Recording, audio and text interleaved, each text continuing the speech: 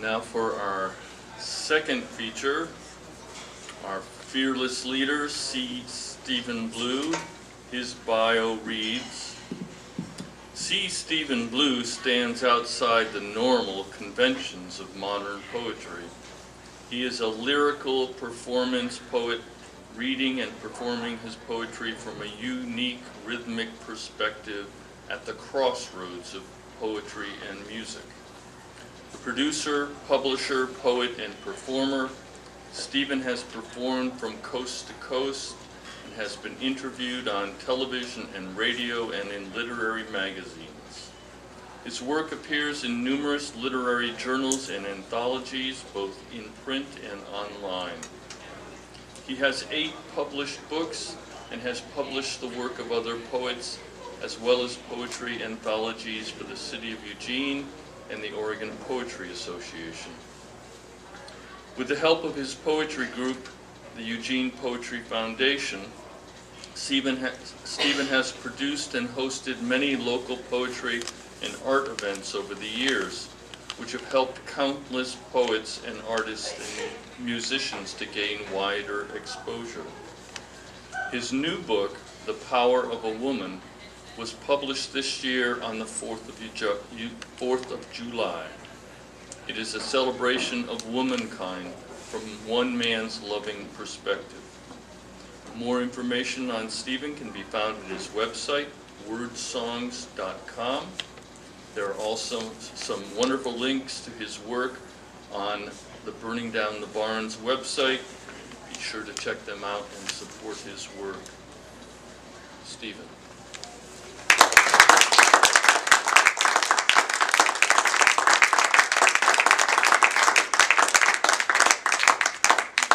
Thank you, Charles. I need a moment to set up here.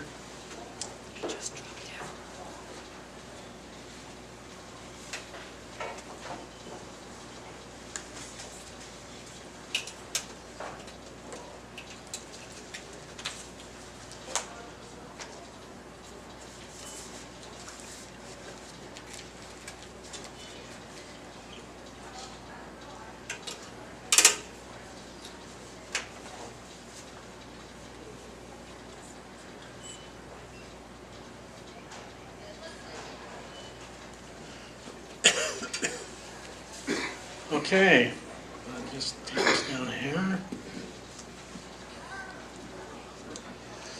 Hi, everybody. I'd really like to thank you all for coming out today. I'm very pleased to finally be a featured reader here at our wonderful event. We've been bringing this event to you for 2 years now, and tonight signals the send-off of our 3rd season of Burning Down the Barnes. And I am very happy. I'm very happy to be kicking off our 3rd season alongside my friend Charles Thielman, who, by the way, was the one who gave me my very first featured reading opportunity here in Eugene back in 2012 when he was the host of the 3rd Saturday reading series at Tsunami Books. I would again like to thank Barnes Noble for hosting our series and our friend Charles Castle for co-hosting this event with me. Okay, so I would like to start off my reading today with some poems of mine that have been published in some unconventional literary journals. This first poem was published last year in a journal called Poems for All, whose publisher and managing editor, Richard Hansen, publishes what are called wee poems, very small books. And this is mine right here. The smallest books I've ever seen. He completely hand makes these by himself and distributes them all over the world anonymously. I can really appreciate this because I make some handmade books as well. So this is kind of the layout that he does of the book, which is the layout of mine. Then he cuts them all out, puts them together, and that's the end product. When I submitted my poem to him in 2016, he was looking for poems to hand distribute in Scotland. He has people that put them anonymously in libraries, restaurants, bus and train depots, etc. They are distributed free by the hundreds. So I submitted a poem of mine that I thought had a sort of Scottish theme, and he loved it, and subsequently published it as one of his wee books. So I have a few extra copies of it with me, so if anyone would like one, I'll be glad to give you one. Just see me after the reading. My wee book poem is titled Never Ending Horizons. Now the front of the book has the title of the poem, my name, and this little drawing of a ship. And then on the back it has his logo, Poems for All, wee poems, with the guy sowing seeds of poetry around the world. Then when you open it up, it has the title, again, of my poem and my name. And on the back page, it has a little bio of me, and then his copyright. And you open it up in the center, and there's like a painting, full painting of the ships, which kind of relate to my poem. And then if you open it up all the way, there's my poem. And it's titled Never Ending Horizons. So he published mine. It takes about a year for him to do each book. So mine was published last year, 2017. Never Ending Horizons. Tall ships sail out on the water into that long and lonely seascape of never-ending horizons. So it seems when you're on your own alone, so far from your home in the highlands. The never-ending battle, the waves of emotion, they travel on your mind as ships do on the ocean, to bring you to another shore of intimate understanding, as you're peering through the porthole for the first sight of the landing. The sounds of the sea come back to me on the quiet side of my being. The love that's lost beckoning me back to the land of believing. The fog is lifting in the mist of mind's eye. The light is shining from the shore above the sky. And I'm just sitting here wondering why I never went to sea. The waves break all around me.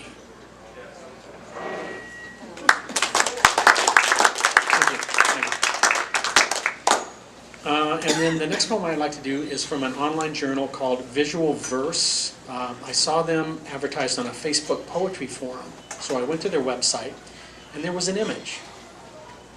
This image. And a description of the submission process. It simply said this: Visual Verse is an anthology of art and words. Simply write a poem about what you see in this picture. You have 1 hour to write and click submit. If we like what you have written, you'll be included in our current anthology. So they liked my poem and they published it, and it's titled Ribbon of Rapture. Now, and the word rapture, I spelled it with a W, like rap. Voluntarily trapped in the blind existence of subdued resistance, you ponder the vastness of the surrounding, the fullness of the charge. As your knowledge floats on this veiled summer view, only imagined by the sounds, smells, tingles you ponder, the measured moments of melancholy, the finally found pleasure of solitude, the inspired movements that brought you here, that beg you to be still in this moment. Is it enough that your long hair flowing, covering shadows of ever-present heartbeats, longs for the freedom of windswept currents, blown by the future uncovering? Caught in the pull of the blue-gray sky, blue-gray mind, blue-gray ribbon of rapture.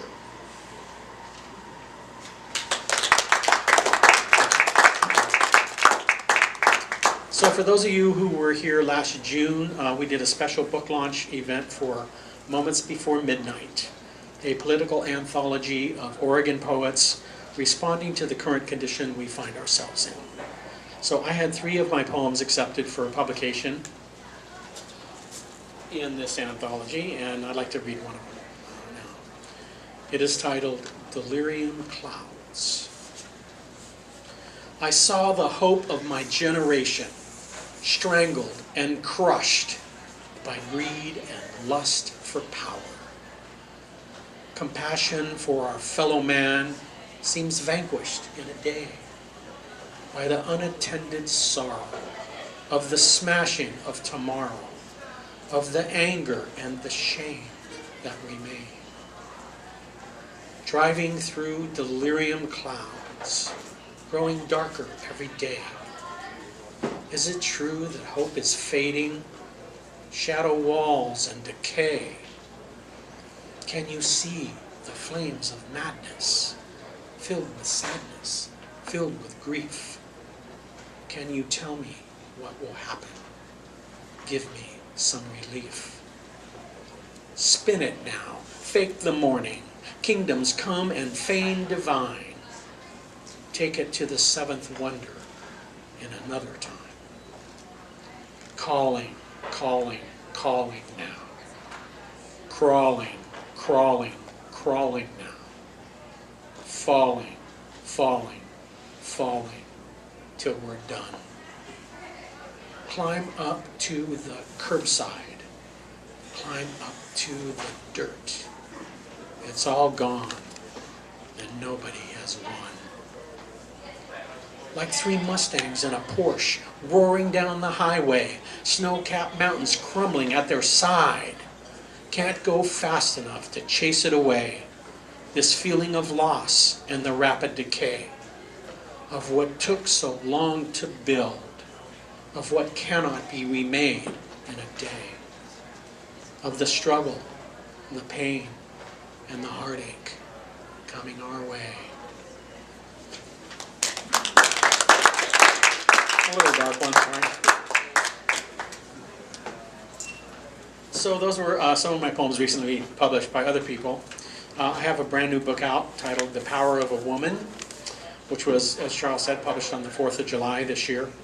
And so I'd like to read two poems from my new book. This first one is for my mother, and it is titled, In the Absence of You. Mom used to tell me I was the one who always brought home the stray dogs. Not my brother, not my sister, but me. Frightened. Were they drawn to me or I to them? Their rescue protected my serenity. I continue to rescue, but now people, it seems, often to the detriment of my well-being. What part of the inner me do I attempt to liberate each time? Is my psyche so shackled? Will a stray restore my freedom or add to my angst? Maybe I'm trying to piece back together that which I have lost. If I could fix you, then maybe you will fix me. But it never works, and the cost is my serenity. Perhaps I need to accept that compassion and empathy are only pieces of life's puzzle and do not always bring serenity in the complex maze of the universe. It's hard to tell what now I do to try to get through in the absence of you. In those final years of Alzheimer's, when I was able to care for you, I recalled how you always rescued me. I was able to be there for you. Maybe not to rescue, but to just see you, be with you. And even almost to the end, when I would play for you the music you loved, your music, the music you grew up with, it would always reach you. I could see it in your eyes and in your smile, and we would dance. There was still that recognizable spark. And I continue to rescue, but now it is me, it seems, to the eternal harmony of my well-being. It's easier to tell what now I do as a blossoming tear breaks through in the absence of you. Thank you, Mom, for letting me bring home the stray dogs.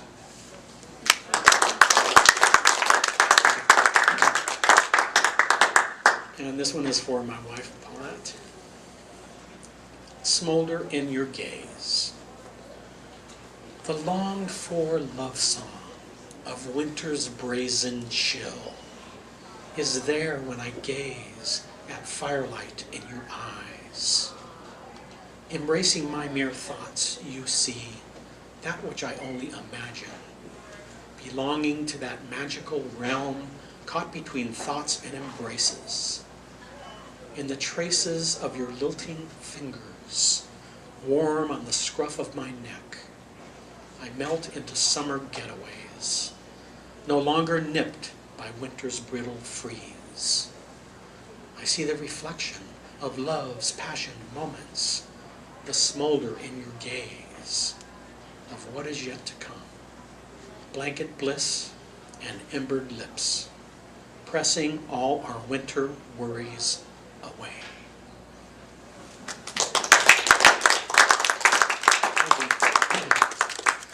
So, as many of you know, I am also a performance poet. So I'd like to do some performance pieces for you now. I perform some of my poems with hand drums, and I perform some of my poems with original music, which I create to match the poem. So here's another one from my new book with digital music to go with it.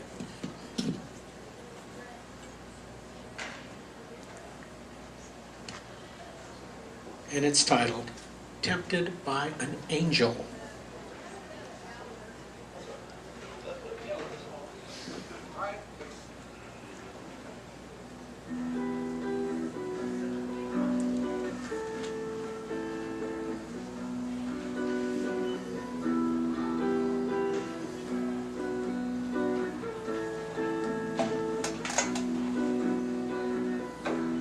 Tempted by an angel, speaking words of love. Tempted by an angel, a vision from up above. She was the angel of your dreams. She was speaking the words of love. Tempted by an angel is all you were guilty of. You did the best you could, worked hard to make things right. But no matter how hard you try, some things just don't work out in this life. You paved the road to the Garden of Eden. You even made her your wife. But in the end, she left you with nothing but guilt for the strife. Tempted by an angel, speaking words of love. Tempted by an angel, a vision from up above. She was the angel of your dreams. She was speaking the words of love.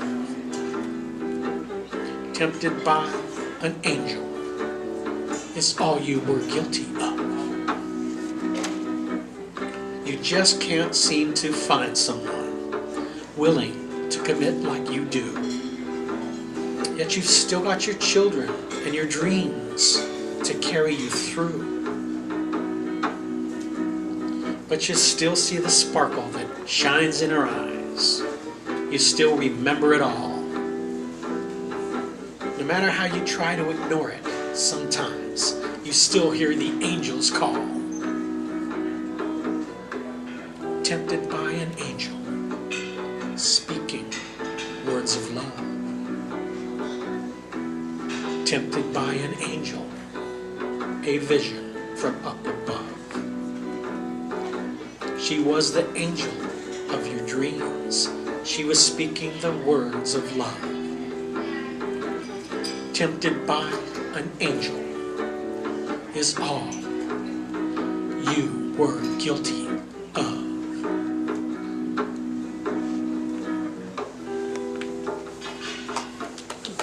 Thank you. So the music for that was created with my band Traditional Stuffing. And so I'd like to thank my bandmates Brian Burton on guitar and Dave McLeod on bass. All right, so I'd like to finish my reading with two poems accompanying myself on hand drums.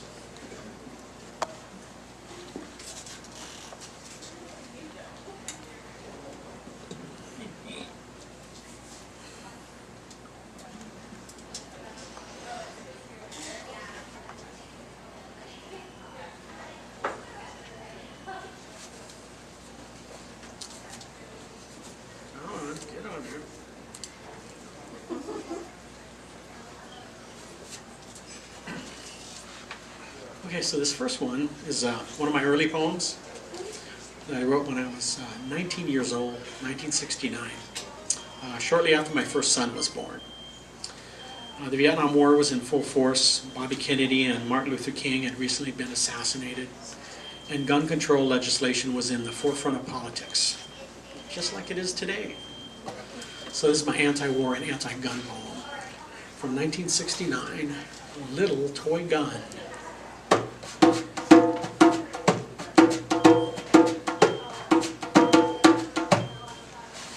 I gave you my name, and you gave me a son. He's starting to walk. I can't wait till he'll run. We'll ride him on ponies. He'll have lots of fun. But don't ever give him a little toy gun. He'll go around shooting you, me, and a friend. But it won't be a toy gun he'll use in the end. He'll find him a real one in the armed forces. I don't want my son taking mass murder courses. So buy him creative things, not for impression. Let him develop his own self-expression. Expression is freedom, but don't get me wrong. I may not be free yet, but I'm getting strong. I have understanding of my own hang-ups. I need understanding so I can be free. And then when our son needs someone to confide in, he always can come to you, babe, or to me.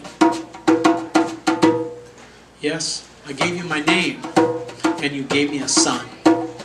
He's starting to walk. I can't wait till he'll run. We'll ride him on ponies. He'll have lots of fun. But don't ever give him a little toy gun.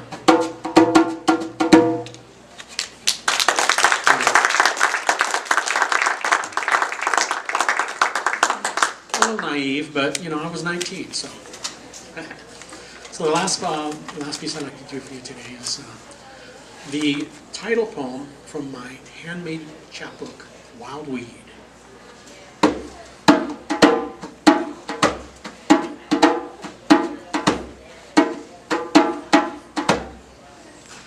My stuff is rough.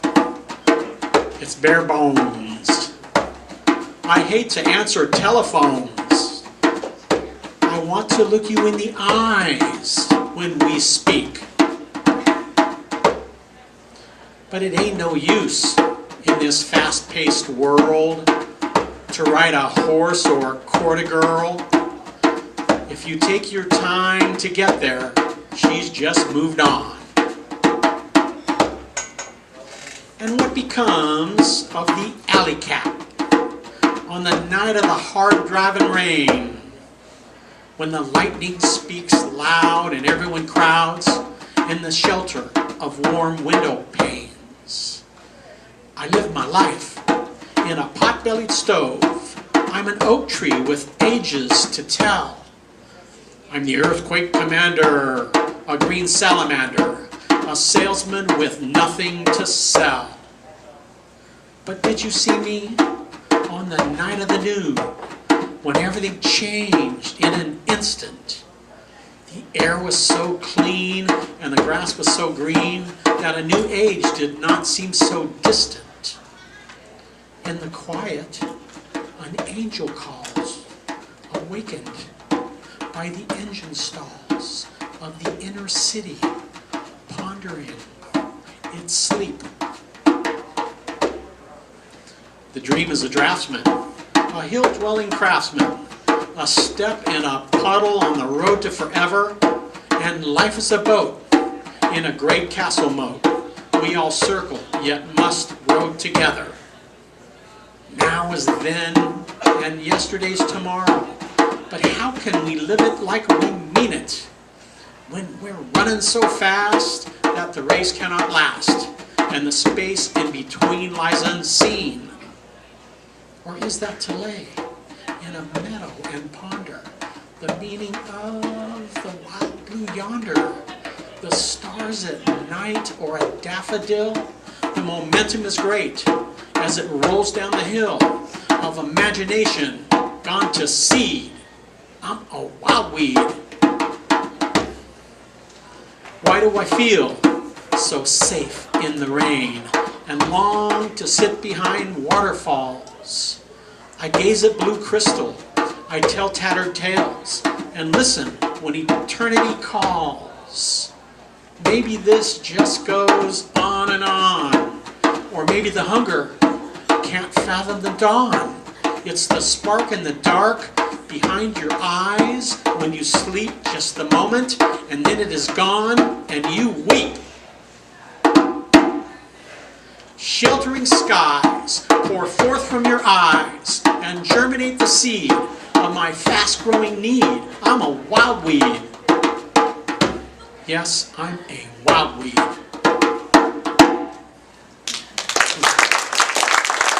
Thank you very much.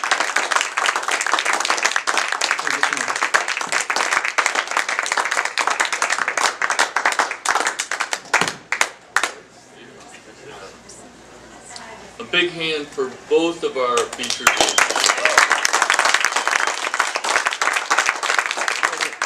We're going to take a short break. We've got a full list for the open mic. So if we could be back here in 8 minutes or so, that will allow everybody to read, and we'll be done at 5. Some coffee, please. I had never gotten to